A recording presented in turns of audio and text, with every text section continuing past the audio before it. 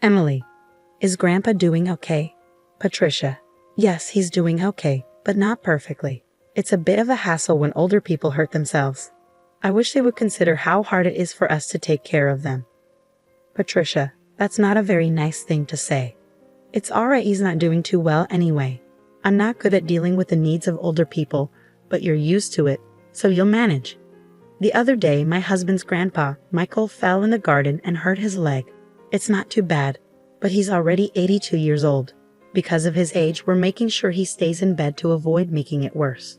My mother-in-law won't even go near him, let alone help take care of him. I'm Emily, 30 years old. I got married 3 years ago and live with my husband Daniel's family. My husband used to be my boss at the company where I worked, a company started by his grandpa. When I first joined 8 years ago, my father-in-law was already in charge and my grandpa-in-law was the chairman. But back then, the grandpa still handled all the big tasks and jobs in the company. 2 years ago, when Grandpa turned 80, he stayed as chairman but gave most of his public duties to my father-in-law. Michael, you've put in a lot of work over the years. Let Christopher handle the company stuff now and take it easy, my mother-in-law said with a smile. But to me, her words sounded kind of sarcastic. Grandpa-in-law can be stubborn, but he's known for being fair and kind. On the other hand, my father-in-law seems a bit immature. He doesn't speak his mind clearly and isn't as reliable as Grandpa. Plus, he always listens to whatever my mother-in-law says. My grandmother-in-law passed away before I met her. My husband and I started dating 3 years after I joined the company. He was leading our team with energy, and he seemed dependable, although a bit too sure of himself. Maybe I felt that way because I lost my dad early and grew up with just my mom. She passed away from illness 2 years ago, so now my in-laws are all I have left in terms of family. Not long after I got married, my mom got sick and needed me to take care of her, so I quit my job to be there for her. My husband's family didn't mind, and it might be because of one thing Grandpa said. It's only right to care for the mother who raised you alone. Don't worry, just take good care of her. Because of that, I could stay with my mom every day for a year without worrying about money until she passed away. My mother-in-law seemed a bit unhappy, but I was really thankful. But ever since Grandpa handed over the company to my father-in-law, things have been changing. People don't listen to Grandpa's ideas as much anymore, and I feel like they're not treating him with the same respect. At first, I thought it was just me imagining things, but seeing how my mother-in-law and husband act, it feels real. My father-in-law doesn't seem to care much, and it's like he's ignoring Grandpa now that he's basically retired. Seeing how my in-laws behave, I can't help but feel angry. Hey Patricia, and you too, don't you think you're being a bit distant towards Grandpa? What's the problem? Grandpa tries to talk to you, and you barely answer him. You don't even try to help him out. I don't have time to deal with old people. You can take care of Grandpa. You're the one who's free. There's no need to speak like that. I'm tired from work. Don't bother me with trivial stuff. This is how it always is. No one listens to what I say. And my grandpa-in-law doesn't speak up to his family about it. Now I'm the only one who talks to him at home. Grandpa, it's a nice day today. How about we take a short walk outside? Your leg seems to be getting better, and it might be good for your recovery. Thanks. Let's go out for a bit then. We walked to the park together. Many families were there and children were playing happily. My grandfather-in-law watched them with a smile. Christopher and Daniel, just like those kids. Grandpa, I was so busy with work that I couldn't spend much time with the boys. Maybe that's why I feel like I didn't raise Christopher and Daniel properly, my grandfather-in-law said, sounding a bit sad, almost as if he was speaking to himself. Christopher is my father-in-law, and Daniel is my husband. I think about how we can all be kinder to my grandfather-in-law, but I can't think of a good solution. Then my in-laws suggested building a new house for him. This house is more than 50 years old, right? It's poorly laid out and hard to use. Instead of spending money on repairs, it would be better to build a new house in a more convenient location. A new house. Michael is getting older, and while it's good he only got hurt last time, we never know what might happen in the future. So let's make the new house accessible for him, so we won't have trouble if he needs care. That makes sense. We can even put Michael's room in the middle so everyone can easily look after him. Yeah, that sounds like a good plan. Alright, it's settled then. And Michael, regarding the expenses. If it's a house for all of us, I'll cover it. Talk to Mr. Jones about the finances. Classic Michael, thank you. We really appreciate it, my mother-in-law said with a happy smile. It seems like they only praise him when they need money. But if everyone takes care of my grandfather-in-law after we move to the new house, I thought there couldn't be anything better. Mr. Jones is the company's legal advisor and also manages my grandfather-in-law's personal finances. My grandfather-in-law likes his honesty and has kept him around for almost 30 years. He's 58 now and the person my grandfather-in-law trusts the most. I've met him a few times and he seems really trustworthy. He's always concerned about my grandfather-in-law's health, and sometimes I feel like he cares for him more like a son than his real sons do. Knowing there are people like him around my grandfather-in-law gives me some comfort. I didn't know exactly what kind of house they were building or where it was going to be, but my mother-in-law seemed really happy, and the three of them were looking at interior design magazines and discussing things, so it seemed like everything was going well. Then something unexpected happened. It turned out that my grandfather-in-law had a debt of $1,820,000. Wait, what's this about $1,820,000? My grandfather-in-law had co-signed a loan for a friend's company, but that company ran into trouble, and now the debt fell on my grandfather-in-law. Wait, they're not going to take the house, right? It's still under construction. Since the contract is already done, and like Patricia said, it's in the president's name, so it's okay, my mother-in-law said with relief. Oh, thank goodness. I'm glad things turned out the way I suggested. Hearing that conversation, I realized for the first time that the house was in my father-in-law's name. Even though my grandfather-in-law had paid for it, it seemed like something my mother-in-law would do. I also wondered why they didn't consider giving up the house to help pay off the debt. Hey, this debt is Michael's responsibility, not ours or the company's, right? Well, it was signed under Michael's name. Oh, okay then, no problem. I couldn't see any good in the situation. But since my grandfather-in-law didn't say anything during that conversation, I didn't say anything either. After all, it's not an amount of money I could handle. Then, a few days later, my grandfather-in-law's behavior started to change slowly. Grandpa, what do you want for lunch? Who are you calling Grandpa? I'm only 50. You have no right to call me that. Huh. Sorry, Emily, right? I was lost in thought. At first, I thought he was just lost in his thoughts. But when it kept happening, I started to feel worried. Patricia, where's my food? What are you doing? Grandpa, I'm Emily. Patricia is your daughter-in-law. You already ate your meal. I didn't eat. Are you trying to starve me? I started to wonder if my grandfather-in-law's behavior change was triggered by the huge debt, and maybe the fact that none of his family members were trying to help him made it even harder for him. What could I do to help him? I tried to take him to the hospital, but he refused to go. Perhaps he didn't want to admit that he might have dementia. I didn't want to push him, but I felt powerless on my own. I talked to my husband about it, but he just said it wasn't his problem. I couldn't rely on my mother-in-law either, so I thought my father-in-law was my only option.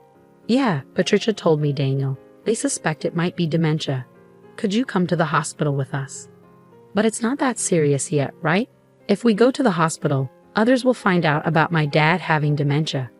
There are medications now that can help slow down the progression. Well, there's no need to be in a hurry. Let's observe him a bit longer. Since Emily is here, everything will be fine, won't it? I couldn't shake the feeling of how unreliable these people were. I couldn't rely on them. Grandpa, let's go to the hospital. Let's get you checked out properly. Who are you? Where do you think you're taking me? You're plotting something. I almost cried, seeing how my once gentle grandfather-in-law had become so stubborn. But my mother-in-law just laughed, finding it amusing. Even if he used to be the chairman, his time is over now. Everything, even the company, belongs to Christopher. Patricia, Grandpa isn't completely out of it. He can hear everything. He'll forget everything soon. He'll start wandering, dribbling. Just the thought of it gives me chills. He's nothing but a burden now. How can you say that? Grandpa has worked hard for the family his whole life. My mother-in-law's words made me both angry and sad, but my grandfather-in-law simply smiled. See, this old man doesn't understand anything, Patricia, she said with a laugh. I was furious at my mother-in-law's callousness, but I held on to hope. Once we moved into the new house that Grandpa had helped build, maybe things would change. Maybe the family would show him gratitude and kindness. I couldn't completely let go of that faint hope. 2 months later, The house was finally finished. For days, I had been packing my in-laws' and husband's belongings while mine and my father-in-law's things remained mostly untouched. Every time I tried to pack my own things, I was given more tasks by my in-laws and husband, preventing me from making any progress. But I thought it would be okay to move the smaller items later since this house wasn't going anywhere. On moving day, after most of the stuff had been moved, I went to call my father-in-law, but my husband said, "Ah, you and Grandpa can stay here." "What? You want us to stay in this house? But we don't need any extra baggage in the new house. So from now on, you and Grandpa will live here, and I'll give you Grandpa's debt too." "Well, at least you can be a housekeeper. Come on, let's go." "Yeah, I'm coming. Good luck with paying off the debt and taking care of Grandpa." With those words, my in-laws cheerfully got into the car and drove off. I was stunned for a while. I couldn't immediately understand what had just happened. Were we just abandoned? And not just me, but my grandfather-in-law too. They were the only ones going to live in the new house. It took me a while to comprehend because it was beyond my imagination that someone could do something so cruel. When I went back into the room where my grandfather-in-law was, I felt okay about looking after him. That was my plan from the beginning. As I was getting ready to say something to him, he turned around suddenly as if he knew I was there. "Did they leave already?" he asked. His face looked very different from how it used to be just a few months ago. Honestly, he seemed like a different person. I started to say something, thinking maybe something had changed with his health. But then he smiled. His next words surprised me. "I was just talking to Mr. Jones, my grandfather-in-law. Did you finish firing the unnecessary staff, Chairman?" "Yes, all done. Shall we go?" Where are we going?" "To our new house, of course." I left my old house with my grandfather-in-law, not really understanding what was going on.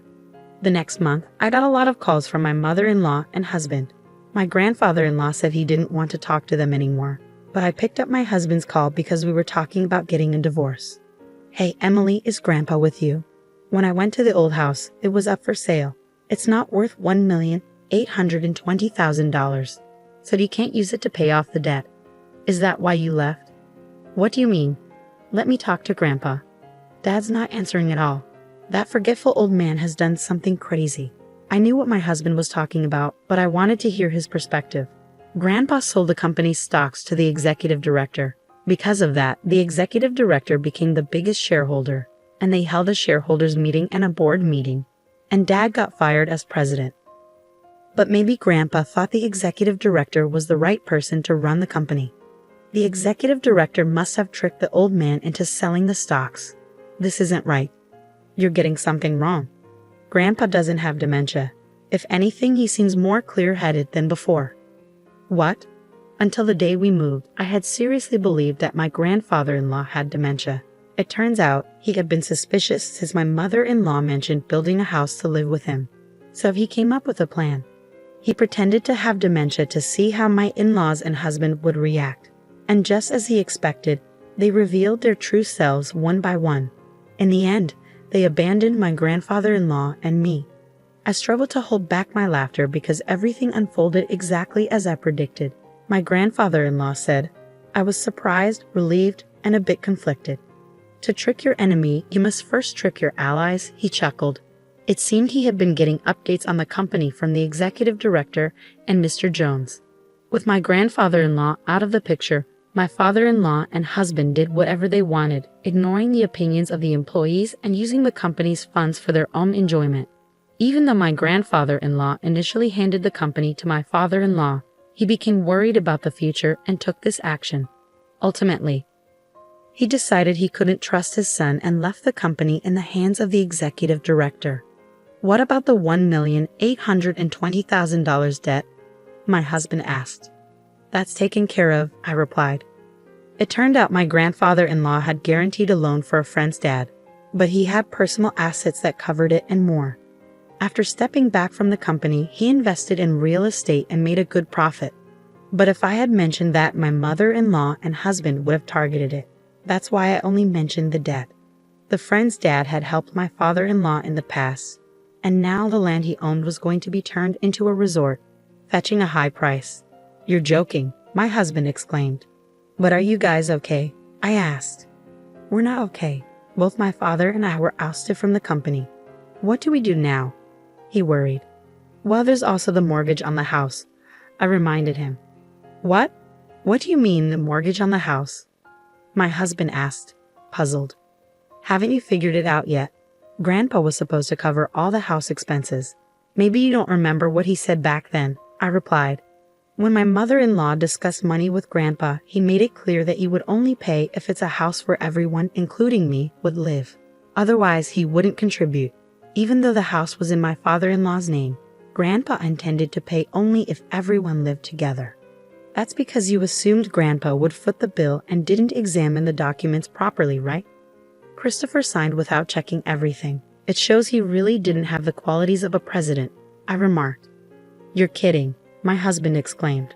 Later on, my parents-in-law lost the house they had built because they couldn't keep up with the mortgage payments. Now they reside in a more than 50-year-old apartment, struggling to settle the unpaid loan.